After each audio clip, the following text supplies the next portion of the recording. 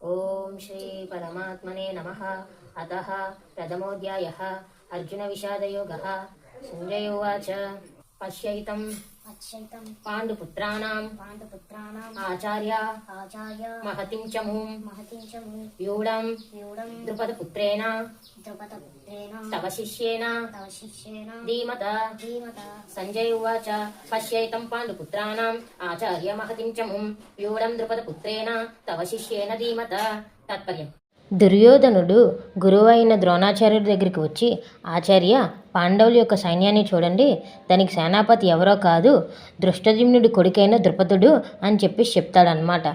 ఇందులో ఒక కోపంగా కలిగించే సంఘటన ఏంటంటే, దృష్టద్యుమ్నుడు ద్రోణాచార్యుడు స్నేహితులైన వాళ్ళిద్దరికి మధ్యన ఒక చిన్న వైరం జరుగుతుంది.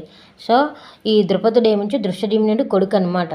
అయితే ఈ ద్రుపదుడు ద్రోణాచార్యుడి దగ్గర అన్ని విద్యలు నేర్చుకొని ఇప్పుడు ద్రోణాచార్యుడికి చంపడానికి ఎదురుగా సేనలను పట్టుకొని ఉన్నాడని చెప్పేసి దుర్యోధనుడు గురువుని కించపరిచినట్టుగా మాట్లాడుతున్నాడు. మీ దగ్గర విలువలు నేర్చుకొని విద్యలన్నీ నేర్చుకొని మిమ్మల్ని చంపడానికి ఉన్నాడు, చూడండి, మీకు అసలు ఏముంది, గురువు గారు మీరు చేసిన తప్పు అన్నట్టుగా చెప్తున్నాను అనమాట. అలా 10 సార్లు అలా గుచ్చి చెప్పడం వల్ల ద్రోణుడు చాలా బాధపడుతున్నాడు అనమాట. అయితే ఈ దృష్టద్యుమ్నుడికి అండ్ ద్రోణాచార్యుడికి జరిగిన వైరం ఏంటో నేను లాంగ్ వీడియోలో పోస్ట్ చేస్తాను, మీరు అందరూ తప్పకుండా చూడండి. హరే కృష్ణ. ఓం శ్రీ పరమాత్మనే నమః. అతః ప్రథమోऽధ్యాయः అర్జునవిషాదయోగः.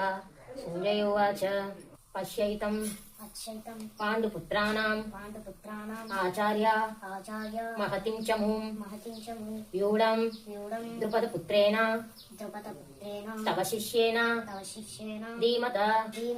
సంజయ ఉవాచ పశ్యైతం పాండుపుత్రాణాం ఆచార్య మహతిం చ మూం వ్యూఢం ద్రుపదపుత్రేణ తవ శిష్యేన ధీమత. తాత్పర్యం: దుర్యోధనుడు గురువైన ద్రోణాచార్యుడి దగ్గరికి వచ్చి, ఆచార్య, పాండవుల యొక్క సైన్యాన్ని చూడండి, దానికి సేనాపతి ఎవరో కాదు, దృష్టద్యుమ్నుడి కొడుకైన ద్రుపదుడు అని చెప్పేసి చెప్తాడనమాట. ఇందులో ఒక కోపంగా కలిగించే సంఘటన ఏంటంటే, దృష్టద్యుమ్నుడు ద్రోణాచార్యుడు స్నేహితులైన వాళ్ళిద్దరికి మధ్యన ఒక చిన్న వైరం జరుగుతుంది.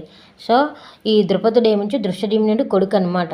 అయితే ఈ ద్రుపదుడు ద్రోణాచార్యుడి దగ్గర అన్ని విద్యలు నేర్చుకొని ఇప్పుడు ద్రోణాచార్యుడికి చంపడానికి ఎదురుగా సేనలను పట్టుకొని ఉన్నాడని చెప్పేసి దుర్యోధనుడు గురువుని కించపరిచినట్టుగా మాట్లాడుతున్నాడు. మీ దగ్గర విలువలు నేర్చుకొని విద్యలన్నీ నేర్చుకొని మిమ్మల్ని చంపడానికి ఉన్నాడు, చూడండి, మీకు అసలు ఏముంది, గురువు గారు మీరు చేసిన తప్పు అన్నట్టుగా చెప్తున్నాను అనమాట.